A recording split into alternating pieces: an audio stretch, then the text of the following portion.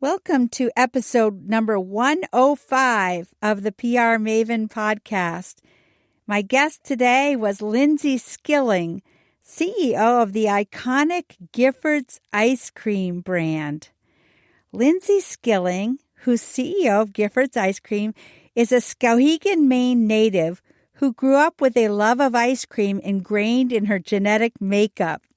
She worked at the fifth-generation family business during summers throughout high school and college. After graduating from Bryant University in 2006 with her degree in business management and a minor in psychology, Lindsay started working full-time for Gifford's as assistant to the controller.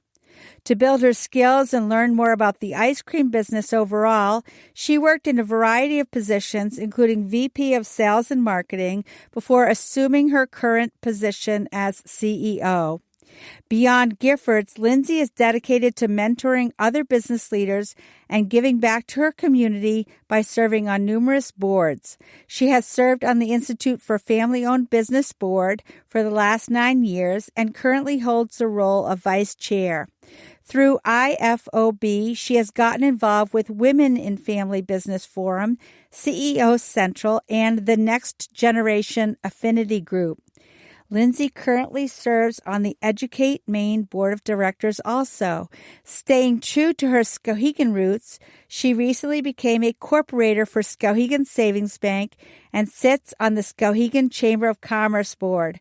Wow, I am impressed with all that Lindsay Skilling is able to accomplish in her busy life.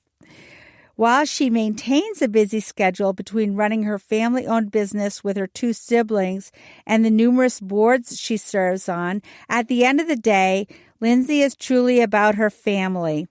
Lindsay and her husband Jay live in Gray, Maine with their 2 young kids, Ava and Jacoby. She enjoys spending her free time with them doing what Mainers do best, spending time outdoors in the mountains and at the lake. The foursome love to cross-country ski, snowmobile, snowshoe, bike, hike, run, and swim. Lindsay also enjoys watching her daughter play basketball. Welcome to the PR Maven podcast, a podcast all about growing your network and building your brand through traditional and digital networking techniques. I'm Nancy Marshall, the PR Maven and CEO of Marshall Communications. I've been strengthening brands through PR for over 35 years, and now I'm celebrating the success of executives, influencers, business owners, and entrepreneurs from all around the world, all of whom have cultivated their brands and broadened their networks through traditional and digital networking methods. Each week, I interview one of these interesting and influential individuals and provide an opportunity for you, the PR Maven Nation, to gain insights from their strategies and stories. So stay tuned for this week's episode, and thanks for listening.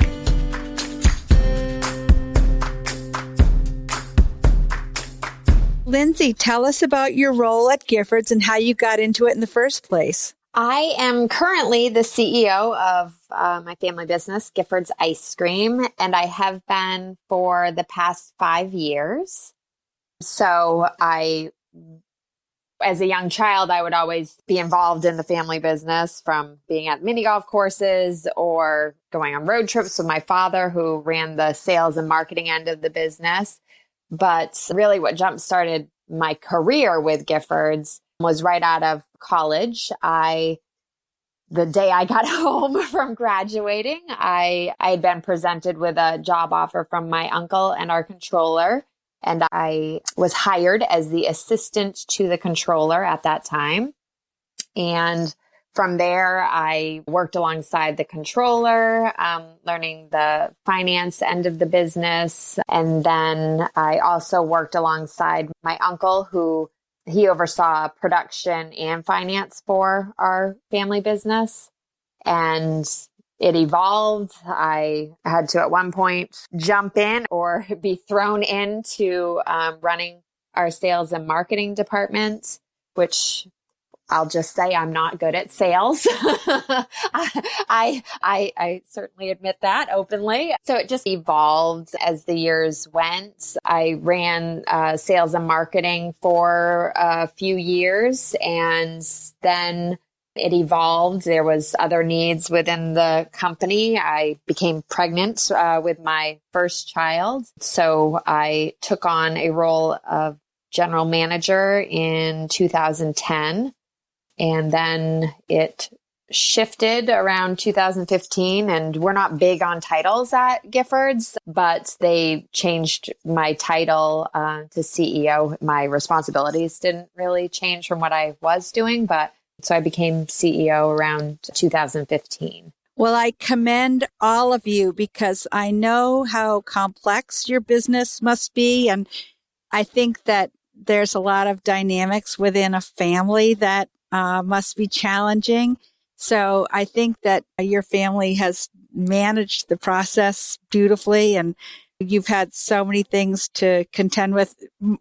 Specifically, we were talking about COVID, and that's a whole other topic of conversation. But it's funny because I'm sure people think, oh, ice cream, that must be just so fun. But even though ice cream is fun, it's still a business, and there's still balance sheets and P&Ls and all those things that you have to deal with, right? Yes, exactly.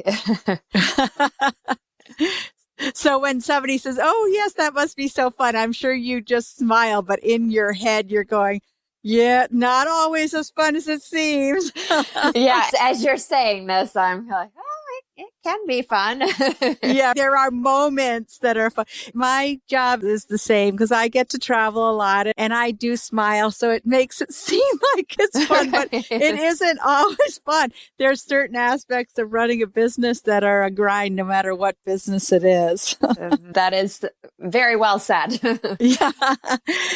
So as the CEO, can you share what you think makes Gifford's ice cream special among the many brands of ice cream? Yeah, I think one of the things is the passion behind it. And what I mean by that is it's a family business. And until someone has either worked for their family business or worked for someone else's family business, I think that might be hard to understand. But you have to understand that our name is on our package. It's on our road sign at our stands. And so everything we do, every decision we make, there is love behind it. There is passion behind it. We think of our overall family, not just those with the last name, but those that work for our family business and with us, alongside us. So I think that every package that leaves our freezer, we have pride behind that, and we need it to be the best that it can be. We need to succeed. So I think that does make us special and unique among some other brands that are out there. But also to the ice cream, I think it's the process in which we make the ice cream. You might remember a few years ago, there was maybe we'll call it a fad with some other brands, and you would see on their packaging, made slow churned. And we looked at each other and we said, is there another way to make it? Because we use 1940s Cherry Burrell freezers. They are not that efficient. They are not fast. Could we replace these freezers with something more modern? Absolutely. However, right now, we feel that these freezers work the best for our family brands, and it creates a smoother texture to the ice cream with less ice crystals. So it's creamier, it's less grainy. We also make 90% of our own ripples and bases from scratch right in-house. And we've been told that we're one of few, if not the only company in New England that does this anymore. Our strawberry ice cream, for example, it is not a fast process to make strawberry ice cream for our company.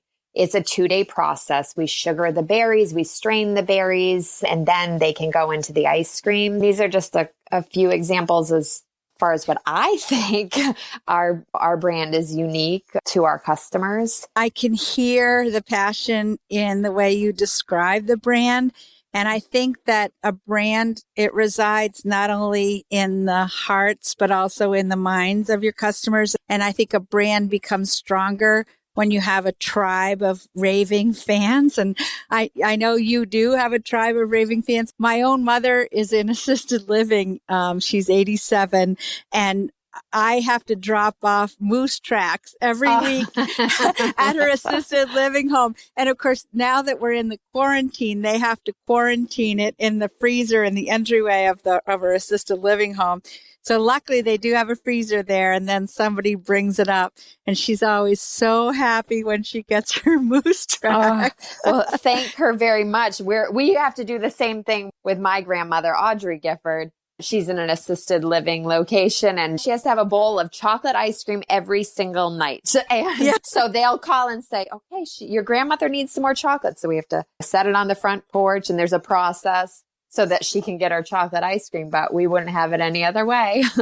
Isn't that great? Yeah. So there is something fashion about about ice cream anyway, and the fact that you use an old fashioned process. You referred to your freezers from 1940s. I think that people want ice cream to be made the old fashioned way. They wouldn't really want new fashioned ice cream. Yeah. We hope so. Yeah, I think that's something about your brand as well. You're still making it the way that they made it almost 100 years ago. So I think that's really important. Lindsay, did you always know you wanted to be in a leadership position at Giffords? And if so, what did you set out to learn and achieve before you could feel comfortable in that role of CEO?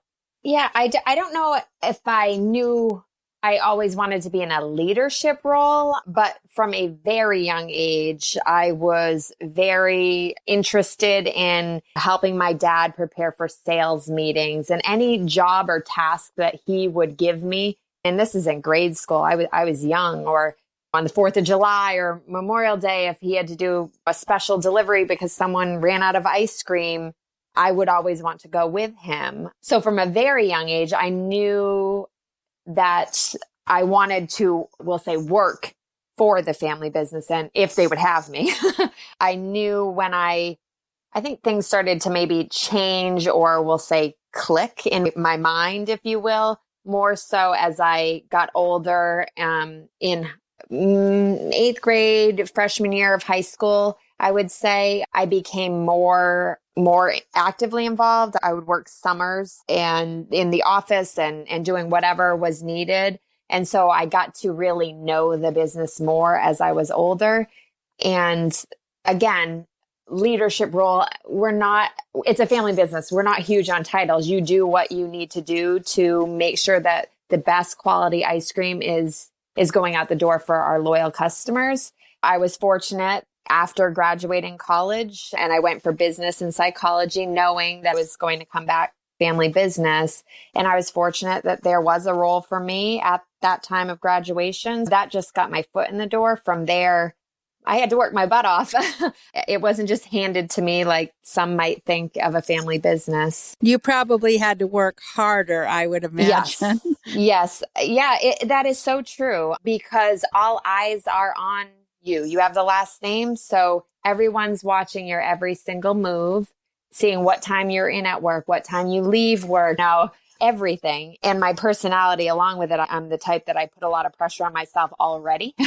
It took time to understand the business from multiple perspectives. I ran the sales and marketing, customer service, accounting, how our ice cream is made. We also have 5 ice cream stands. So working alongside my aunt at the stands to learn how to make a frap and a banana split, which is another area that I'm not great at. So if you want a frap and you want to see a frap all over someone, just have me make it. That would be a good video, by the way. Oh, it would. And I'm sure my coworkers would love to see that. But while I understand all these aspects, I am certainly not an expert, and I'm not going to pretend to be an expert. I came to recognize that it wasn't my role to be the expert. It's my role to have a grasp of all areas of the business, but really to lean on the rest of my family.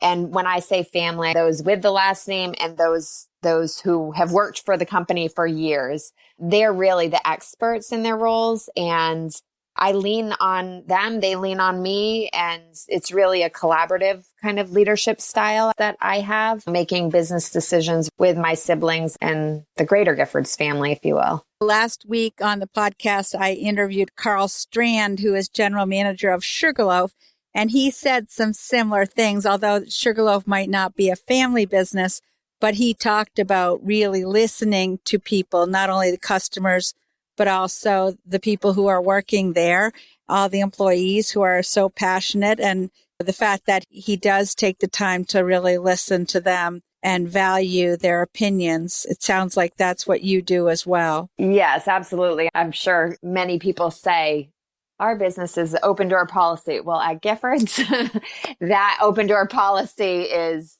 we take it to another level. Our family in all aspects, they feel very comfortable with offering ideas and suggestions. And that's what I love, because, an idea today might not make sense, but who knows a year from now? It's really a fun work environment. Well, I'm sure you help make it that way too. And it sounds like you really honor and respect the people who are part of your team. And I'm sure they value that as well. Yeah. Hey, without them, we wouldn't be here today. So, Yeah. I mean, they deserve a lot of credit. So, Lindsay, it's clear that family is very important to you. And how do you incorporate this value into what the Giffords brand is? Yeah. Family to me is everything. The value of family, it was instilled in us, me and my siblings, by my mother, Kathy, and father, John. From a very young age, they oftentimes had to work different schedules so that one could be home with us 3 kids as we were growing up. My mom, she ran our first ice cream stand in Skowhegan and our mini golf course in Skowhegan. Oftentimes, the 3 of us were at work with her because we had no one else that could watch us. But we weren't just playing mini golf, I'll tell you that. She certainly put us to work when we were there. We had to earn that Happy Meal for dinner or whatnot. My dad, he'd go to work oftentimes at 2, 3 a.m., whatever hour he needed to, just so that he could get what he needed done for that particular day, so that he could come to our sporting events and school activities. He always made sure that he could work around missing any of our events. But I do remember there was a time that we had an opportunity come up in sales, and my father had an opportunity to attend a meeting, and that made him miss one of my track meets. And he felt so bad. He even pulled me aside and talked about it with me. Nancy, I was in high school. It was a track meet. It wasn't anything major, but I mean, he sent flowers the day of the track meet to wish me luck. He put a handwritten note. My dad, he likes to have fun. So it was a funny little note that he put in my bag so that I would see it when I was getting ready for the track meet. I tell you this just to show you that really my parents have instilled this family value since we were little, and it has not stopped from there. And it's that type of focus on family that I feel has made our company what it is today.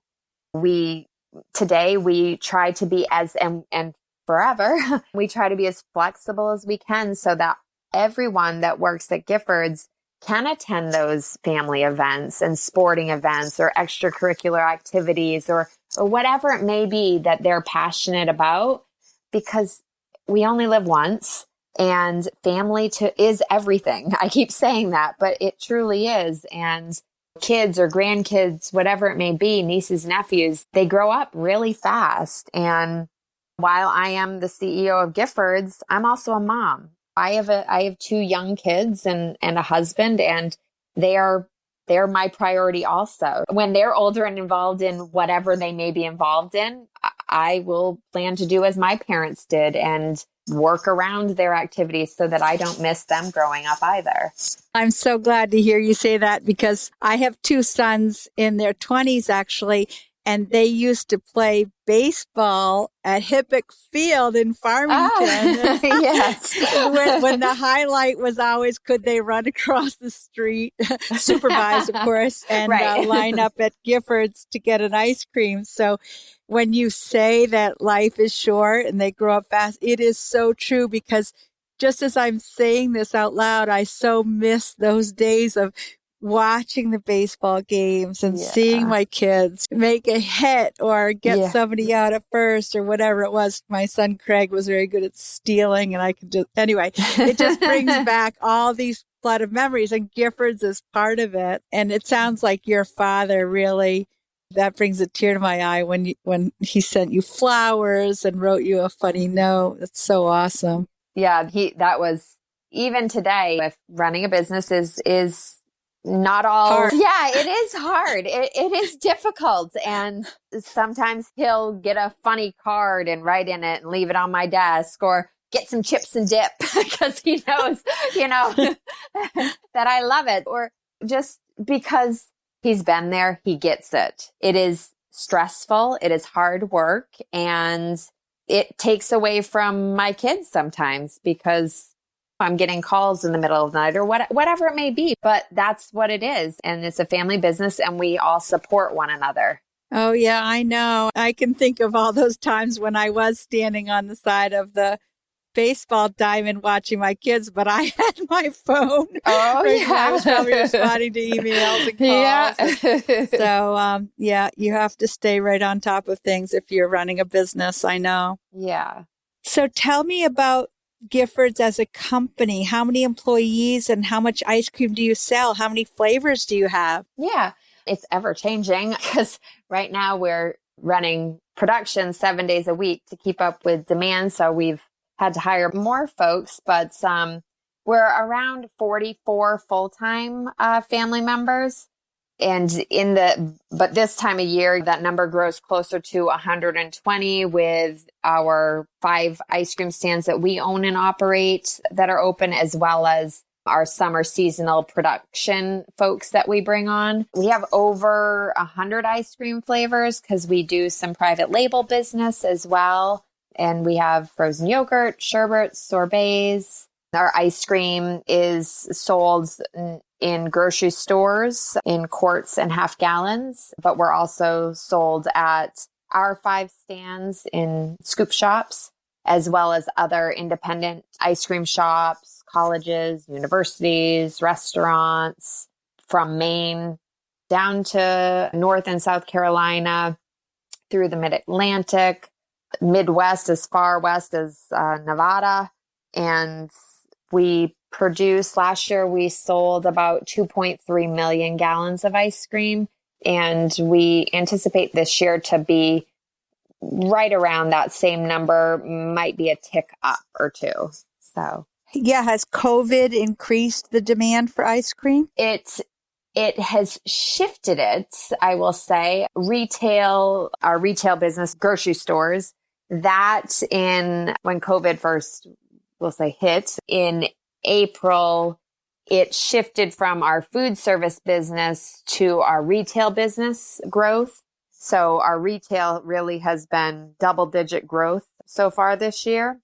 And I'll say that's due to COVID. And then our food service end of things it's had a slower start because businesses, scoop shops, colleges are not in session right now. So that has dipped down a bit, but now that the scoop shops are open, it's starting to increase again. So I guess ice cream just makes people happy right now. I know it makes me happy. Yes, I'm sure that people who are quarantining at home, just to be able to go get an ice cream cone probably feels like such a normal and happy experience. I can see that families would want to go out and just get out of the house to get some ice cream. Yeah, they were our loyal customers. They certainly were very excited to see our 5 family-owned stands open in Maine when we opened and scattered throughout May. Usually we open in mid-March, but we made the decision to let's just hold off for a bit. And so we opened in May, and we have different different processes in place for safety reasons, but they can still get their ice cream cone and their banana splits and fraps. So yeah, that's awesome. So, Lindsay, what differentiates the Gifford's brand from its competitors? I had started to allude to this earlier, but if we say we're going to make pistachio ice cream, we're going to make real pistachio ice cream with real pistachios. Even when pistachios went sky high, and they're still fairly expensive. That's one of our most expensive flavors, but we still use real pistachios while others substitute the pistachios for almonds. If we say we're going to make M&M ice cream, we use real M&Ms. We get the permission and whatnot. We use real wild Maine blueberries, maple syrup from Maine, from right up in Madison, Maine. So I think a lot of it is the ingredients that we are able to use. I also think another thing that differentiates our overall brand is our commitment to Maine and New England ice cream. We're made in New England for New England, which I feel is shown in everything from our sports team partnerships with the Bruins and the Patriots to our family roots right in Skowhegan, Maine. Yeah. And as I said earlier, I think it's the process and the quality of how we make our ice cream. I'm sure that you have a lot of brand ambassadors also. So those are the people who might have grown up with your brand and maybe they moved to places like Nevada, but Yes. They're so thrilled when they can get Giffords even far from New England. Yes. And those loyal customers and fans of ours, they do move away and they'll reach out to us and ask us, can we get it in this location? Or, oh my goodness, I just saw Giffords at this store, and they're so excited. And it just, whenever we get those kind letters or notes from our customers, we're sure to share them with our entire family, because it just puts a smile on your face to think, wow, this small family business from Maine is putting these smiles on our customers' faces. I think we're doing something right. I definitely think that the Giffords brand and the Maine brand are very similar. Also, I think people outside of Maine tend to think of Maine as an honest, old-fashioned, family-oriented place. And so I think that probably Maine benefits from Giffords and Giffords benefits from Maine, and it all adds up to good feelings. We're going to continue our conversation with Lindsay shortly, but first I want to tell you about my new book, which is called Grow Your Audience, Grow Your Brand, available now on Amazon.com as a paperback or Kindle edition, and soon you'll be able to purchase the Audible edition as well, which I recorded at the Portland Pod in South Portland, Maine, where I am today. And the book includes actionable advice on growing a network and growing a brand by taking care of your audience, which is just what Giffords does. So I'm so glad we have Lindsay on the line today. And actually, we're going to take a short break and we'll be right back with more from Lindsay Skilling, CEO of Giffords Ice Cream. Do you want to grow your client or customer base? Perhaps increase brand awareness? Maybe tell your unique story more effectively? Of course you do. But you may be worried that you don't have enough expertise to make that happen. No worries, PR Maven Nation. Let the PR Maven herself, Nancy Marshall, show you how easy it is to get your message across effectively using a powerful yet simple tool, a message map. Nancy's training is often called informative and constructive, well-designed and impactful, with a perfect blend of theory and real-life experience. You will leverage Nancy's expertise to create your own message map when you register for this comprehensive online video training course, which is broken down into 4 easy-to-understand modules. Normally, this course is priced at $147, but for listeners of the PR Maven podcast, that's you, PR Maven Nation, it's only $29 when you enter the code word podcast during enrollment. It even includes a workbook and bonus content to guide you through the process.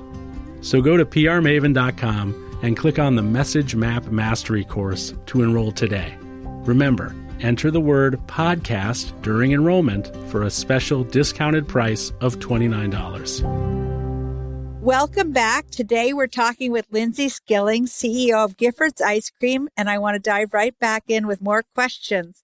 Lindsay, tell us about the various family members in the company and how do you get along? I just can't imagine my own family getting along.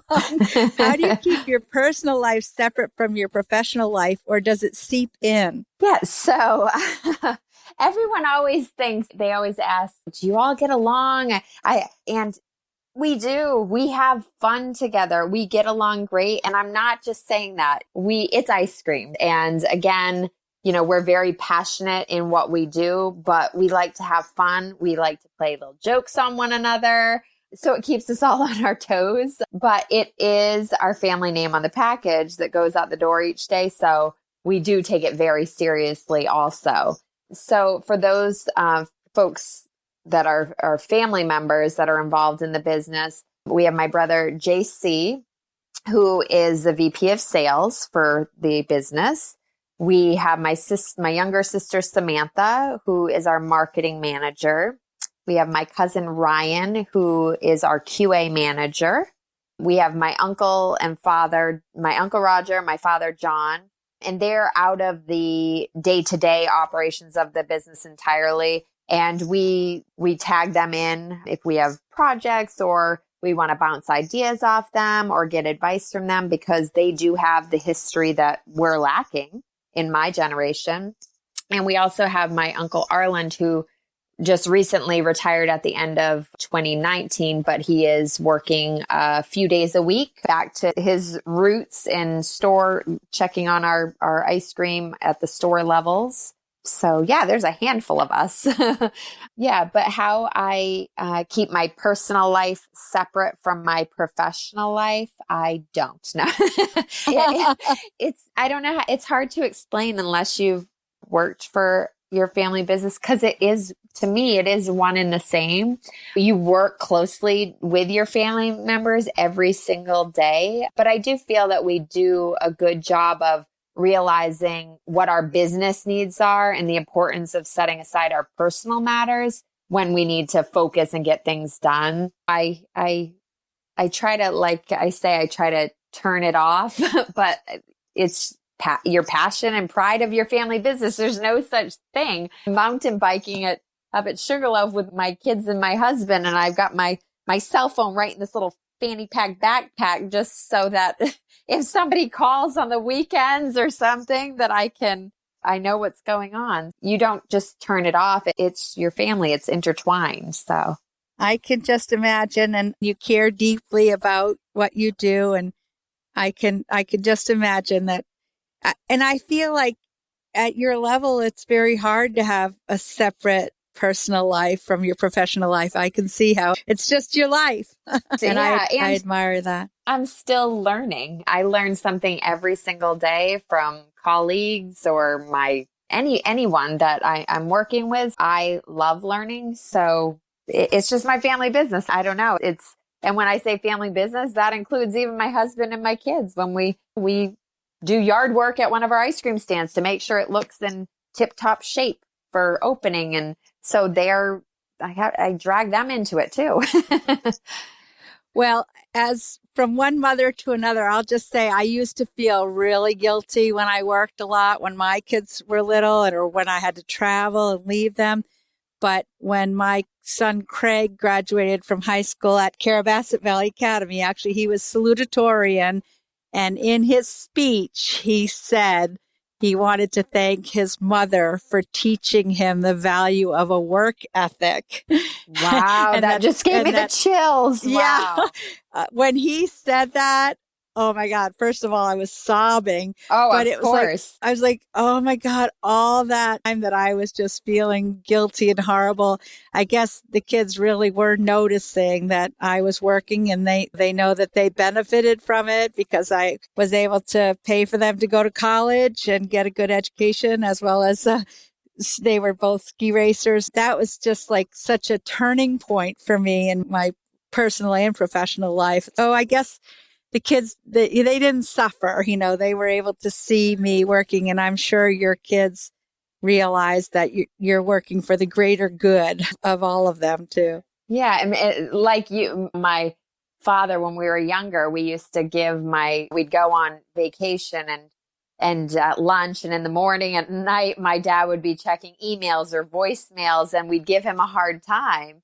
And now if we go on a family vacation, and we'll go on vacation, and my parents and siblings and everyone will go, and my dad will now give us a hard time and say, "What are you doing on the computer?" Yeah.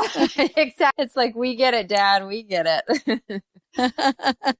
Well, speaking of your father, what did your father and uncles teach you about how to work in a family business before you got involved? They taught many things, but they certainly taught us that you've got to get your hands dirty. And what I mean by that is be willing to jump in and do whatever is needed. If the bathroom needs to be cleaned, then, well, do it.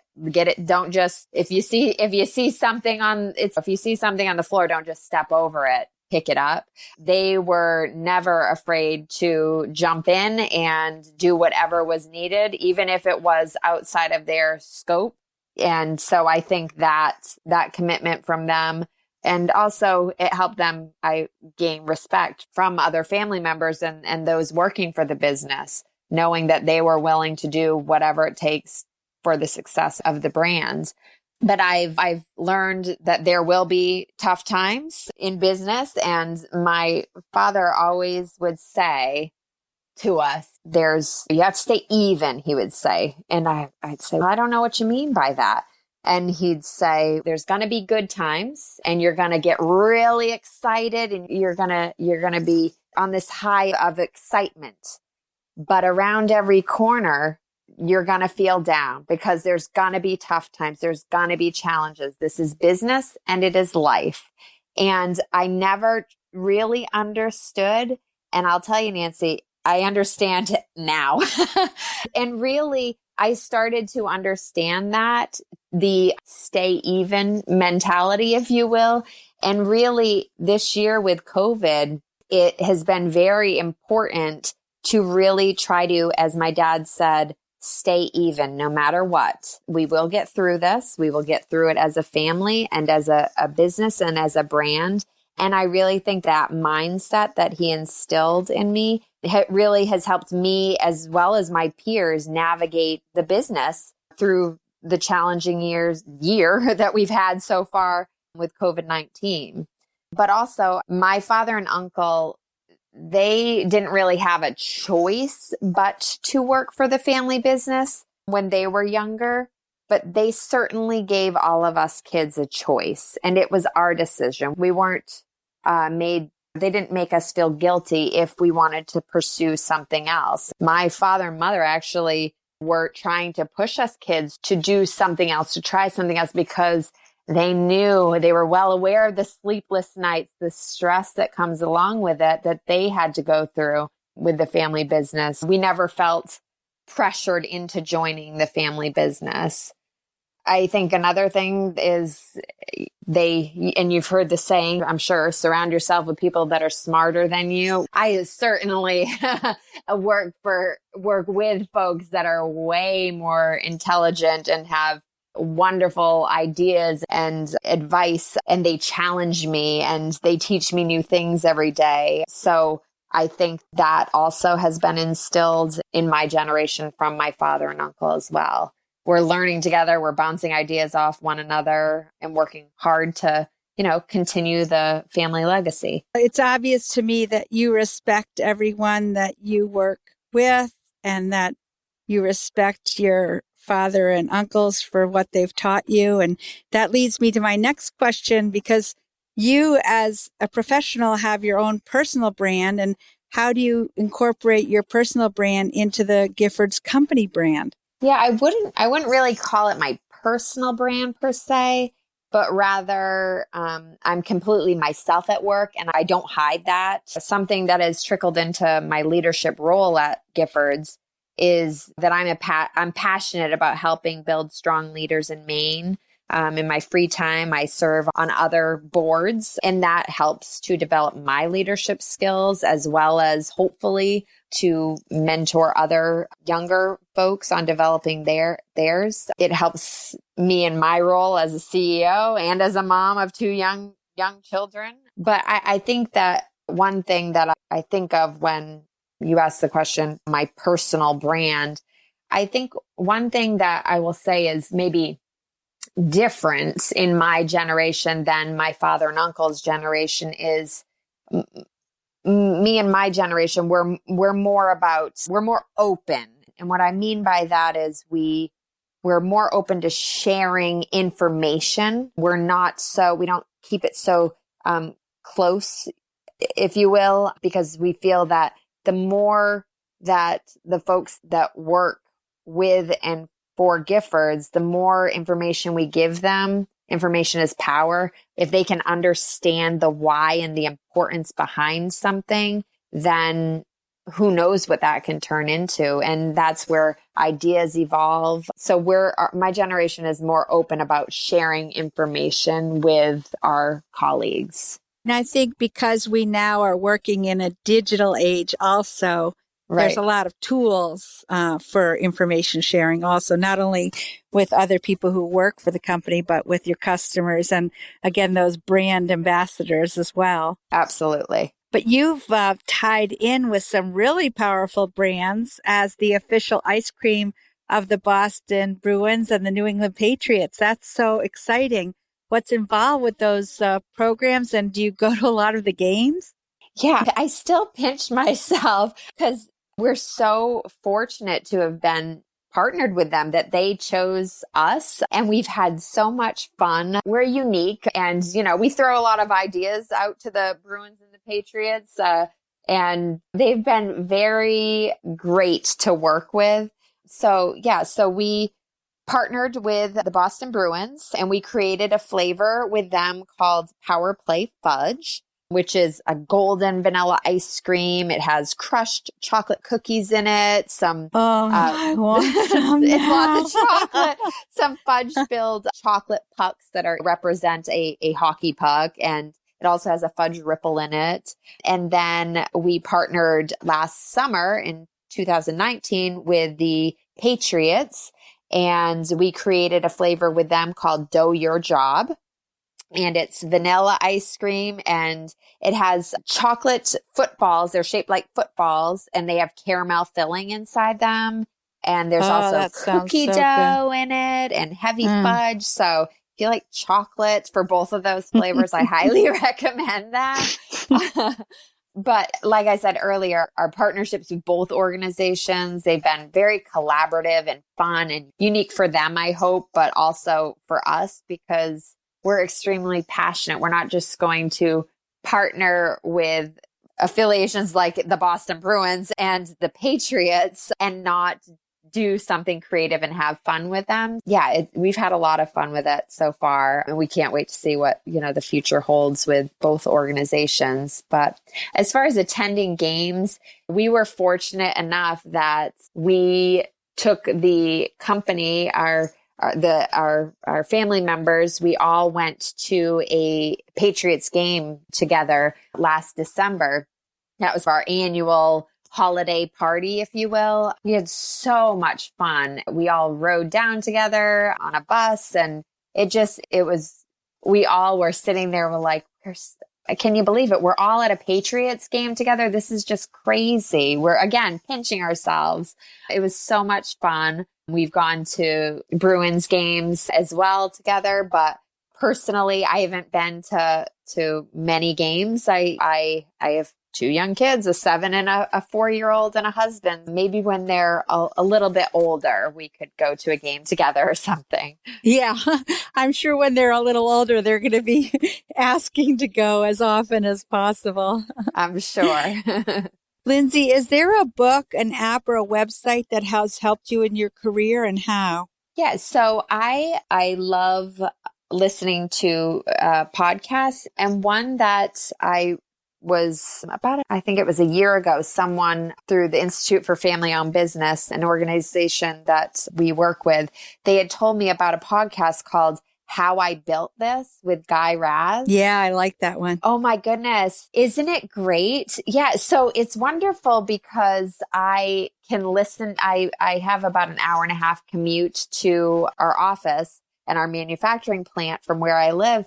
And it's really, I can listen to them on the way to and from work. And it really gives you that behind the scenes on various businesses and how they got started, their biggest struggles and how they overcame them, or how maybe they had a struggle and they had to shift their business entirely. It's been really, really great for me to listen to. I've got a lot of great information. And sometimes I can even apply different techniques or strategies to our family business. But mostly it really helps me keep up that drive. And I like to listen to them, different podcasts through How I Built This, especially when maybe I'm having an off day or it's business. We all have those days where we think, am I doing a good job? Am I doing all the right things? And it just helps me to listen to other businesses and their struggles and their leaders of their businesses to know that, you know what? We're not all perfect. We're human and we're doing the best we can. And it just helps keep that drive and that no fail attitude. Yeah, I love it. I think we should collaborate and try to get Giffords onto How I Built This. Wouldn't that be awesome? That would be really cool. Let's work on that. We'll have to reach out to Guy Raz because I'm sure he would love to tell the story of Giffords. Yeah. So, Lindsay, this has been really awesome. And if somebody who's listening would like to get in touch with you, what's the best way? Yeah, so I choose not to have social media personally. However, they can reach out to me via LinkedIn, or they can email me, Lindsay Gifford at giffordsicecream.com. And I would be happy to chat with anyone. That's very nice. So I have really enjoyed this conversation so much, and I want to thank you. I know your time is limited and I appreciate all the time. And I had first heard you when you were speaking with Lisa DeSisto at the program Like a Boss that was through the Portland Press Herald. And so that's when I decided that I really wanted to have you on the PR Maven podcast. So I'm really appreciative and I enjoyed it. And I look forward to seeing you in person and maybe having some of those ice cream flavors that you were talking about. That sounds so delicious. Yeah. Thank you so much for having me, Nancy. This has been a lot of fun, and maybe we can hopefully soon meet in person and I can get you some of those ice cream flavors. I hope so too. So thank you, Lindsay. And I want to thank everybody in PR Maven Nation for listening in. And I hope you have a great day, PR Maven Nation. That's it for this week's episode. I'd like to thank you for listening. And if you feel that you've gotten value out of today's conversation, consider leaving a 5-star review on iTunes or whatever app you're using to tune in. If you haven't subscribed yet, you should do. I release a new episode each week, and subscribing will make sure you get an alert when there's a new episode. You can also join the PR Maven Nation by going to prmaven.com/nation and clicking join. It's free and it's a great community of like-minded individuals who are all looking to learn and grow from one another. If you have an Alexa-enabled device, be sure to add the PR Maven Marketing Minute to your daily flash briefing menu. Thanks again for listening and have a great rest of your week, PR Maven Nation.